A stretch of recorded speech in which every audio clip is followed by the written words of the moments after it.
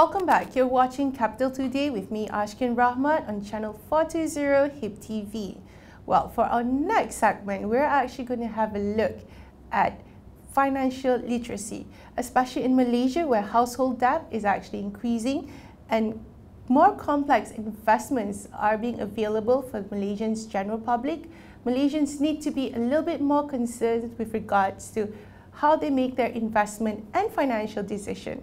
Today, we have Yap Ming Hui, who is the founder and managing director of Whitman Independent Advisors in Year Berhad, with Raj. Over to you, Raj. Thank you very much, Shikin, for the introduction just now. Yap, thank you for being on our show today. Now, before we delve into financial literacy, which is a big topic which involves all of us in this modern age, can you just share with us a little bit about your personal background with regards to what you do? As we all know, you're also quite a personality in the financial line, being in the media, newspapers, radio shows, TV shows, even written your own books, right? Yes, yeah. So I've been pretty busy trying to actually educate more Malaysians so that they can be paying more attention on their personal finance, and hopefully they can grow their money and achieve financial freedom. So basically, I started this financial planning, or this what we call it financial literacy business, in the year of 2000. So I formed a company called Whitman Independent Advisors in Berhad. Back then, there was no regulations, about financial planners, about financial advisor, and how do you give financial advice business.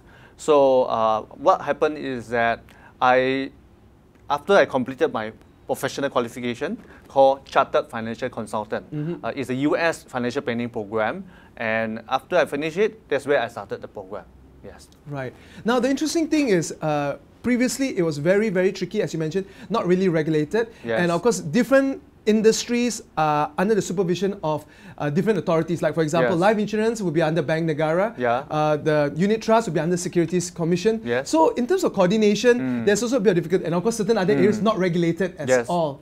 So that would actually create a lot of uncertainty in terms of people's trust or confidence in the advice, so-called advice given by financial consultants, right? Yeah.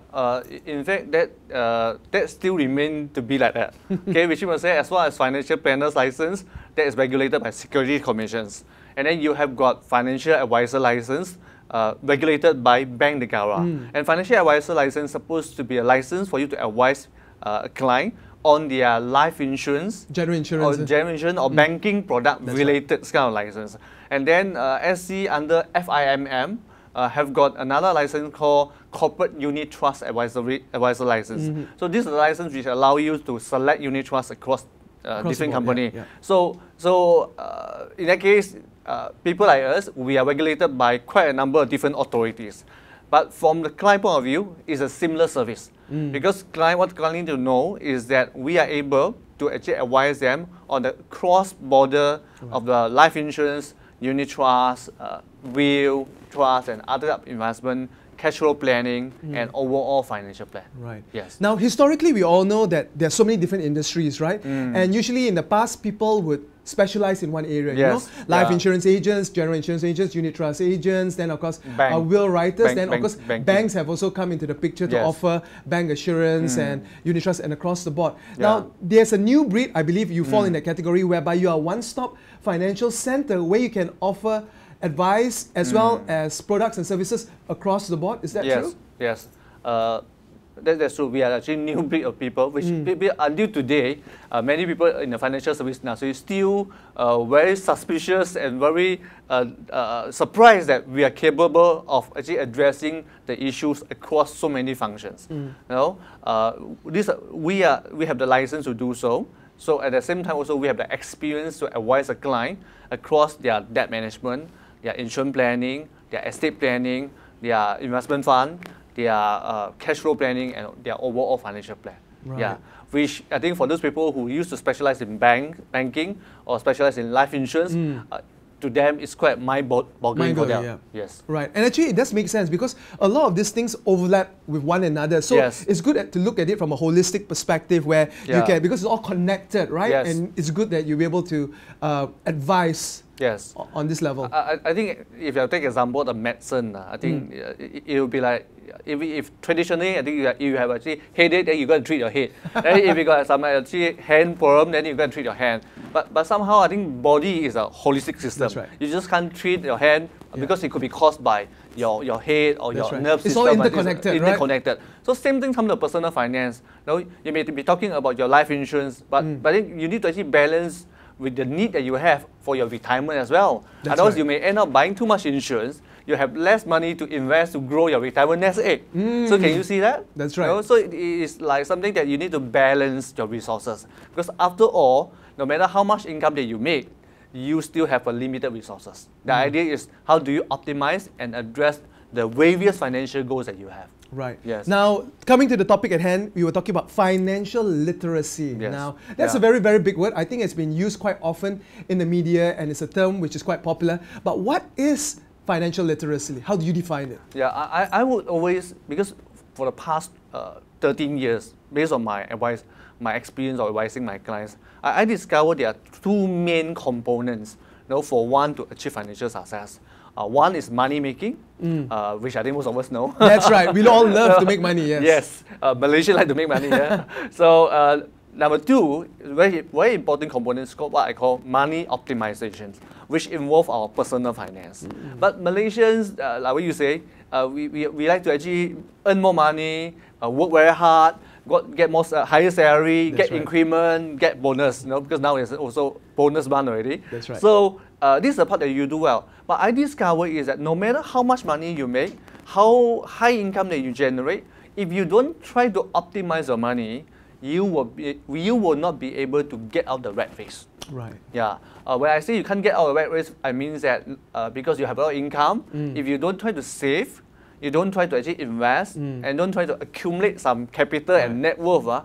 So if you stop working, then you got no more income to support your lifestyle. Right. So that's why you can't afford to stop working. Right. You know? Yeah. So only those people who optimize their money, accumulate some form of asset, whether it's a property or whether it's a unit trust funds or shares, that generate return from them, so then they can actually maintain their lifestyle even if they choose to stop. Right. So the concept right now which we're trying to do is instead of working for money, money is now working for you. You have to change the role already, right? I like what you said, Raj. I think in the layman term, money making meaning you work for money. Okay.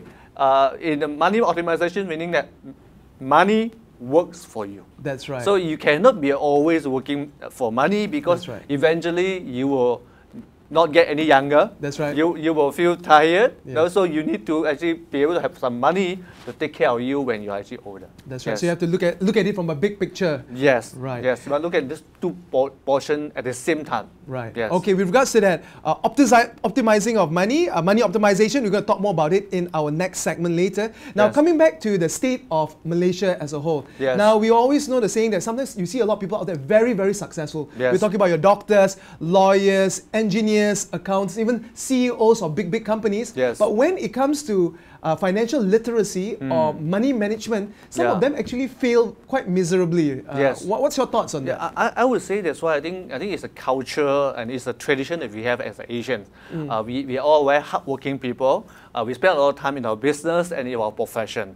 Now, but then the point is that we spend too much time on making money, but then actually we are not educated to say that we're supposed to actually learn how to actually save more, how to actually invest those money, and at the same time also, now the investment world, the economic environment has become more and more sophisticated.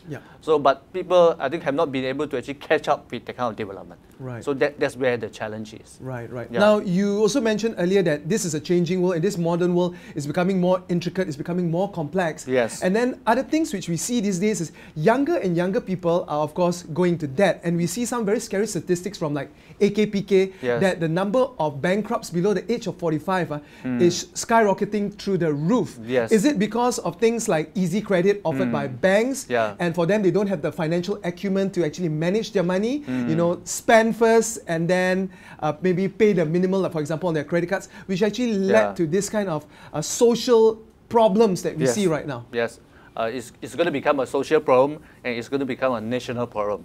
I think based on my personal observation, I think there are two main differences that we have compared to my generation and the young generation right now. First thing I think is we talk about like easy credit. I still remember so many years ago when I first started working, I actually got an executive job after I graduated. I think earned about 1,000 something, about 2,000. I applied for a credit card. Guess what? I got rejected. Yeah, so if I were to share with any young people right now to say that you apply for a credit card and then you got rejected, to them it's almost impossible. True. And even later I got credit card, I think they say that I need to have guarantor and this and that. But now, what we experience now is that credit card will be actually offered at shopping malls. That's right. Credit card will be sent to your house. Pre-approved. Pre-approved, even you never ask for it. Yeah. So nowadays, can you imagine those days, I don't even have one single credit card. Even at the point, I find it very inconvenient. I want to actually have one, but I can't get it. Despite the fact that I have got decent actually income. But now, the young graduate now, even before they got graduated, they may have a few credit cards already. So it's an easy credit that actually encourages spending. Plus also, now those days, in my days, so when I was young, when I go to shopping centers or I go to a lot of places, there are very few options and very few items for us to spend on. But now young people is that first thing you can spend on handphone. Everything can be a cheapskate or whatever thing, but handphone got to be got standard, got class, got data, package and everything. So that costs them some money. Plus also they also need a car. So those days we can go to public transport, we can have a motorcycle and we can live for a very long time. But this is a living lifestyle. Even I was joking with one of my friends the other day. I went shopping and then my wife told me, now slippers on sales. Oh, slippers on sales? Yeah, they must be very cheap then. How much is it? 200 ringgit. For slippers? So for slippers. So to me, 200 ringgit doesn't make slipper. sense, illogical. Because to me it's a 5, 10 ringgit slipper. So, and that 200 ringgit is still on sales. So which means to say, if the young people nowadays, they go to like gardens, they go to pavilions, there are many stores, there are many places there they can actually go up spending their whole month's income. Just like that, huh? Just like that. So basically it's a change, as you mentioned earlier as well, lifestyle, the perception, and of course, trying to look the part to be able to fit into society. So the demands, the wants has increased tremendously compared to our days, so to speak, right? So if we were to compare like those days, even though we don't learn too much on personal finance or financial literacy, we used to be okay. Because somehow we don't have much to actually spend and we have less challenges. But now there's so many temptations. It's very easy to find at the end of the year, at the end of the month, not only you don't have saving, you have a lot of credit card debts. So that's why I find, I totally agree with you that financial literacy is getting more and more, not only important, but critical. Very, very relevant in today's day and age. Now, the irony about the situation is banks are now in better position with regards to assessing debt, for example, or assessing application. Like in your case, they were very, very strict back then. But now with the advent of, for example, the main one will be CRIS, where you can actually see someone's total credit score. That's right, their outstanding liability with all financial institutions in Malaysia. They will be in a better position to assess his credit worthiness. But yet, credit is being dished out so easy. Is it because banks, because of competition, banks have to be aggressive in order to maintain market share, to remain profitable? That's the reason why they still extend such easy credit. Yes, I think bank is just like any other business. They are here to make profit. In fact, every year they have pressure to make more profit. So the staff force, the sales force of the staff of the bank also is under a lot of pressure to achieve higher target and more target. So I think on the part of bank, we want to leave it to Bank Negara and the regulator to take care of that. But the point is that as individuals, we cannot, we need to know that it's a buyer's beware. We need to know the responsibility and the implications when we continue to spend on credit. So I think at the end of the day, responsibility boils down to individual or individual family to find out how do they actually better organize their budget, how to better control their spending, and also make sure that they can actually manage their debt in a more effective manner. I think we should stop blaming That's right. any financial institution. We should actually take responsibility and be proactive ourselves. Right. So that no matter how the environment change, no matter how expensive the slipper is, we will be able to make a wise consumer decision. Well said. Cannot blame the government, cannot blame the banks, cannot blame the industry, cannot blame the schools. It all actually, the buck stops at yourself. So you are the ones who actually make the ultimate decision what to do. All right. Now hold that thought, Mr. Yap, because we need to take a quick commercial break right now. Later in our following up segment, we're going to talk more in terms of the specifics, in terms of money optimization, how to improve your literacy when it comes to finance, and of course, what can be done for us to be able to get out of this trap and increase our knowledge as well as exposure to this very vital subject in our daily lives. But before that, we're going to take a commercial break and be back with more corporate news and headlines.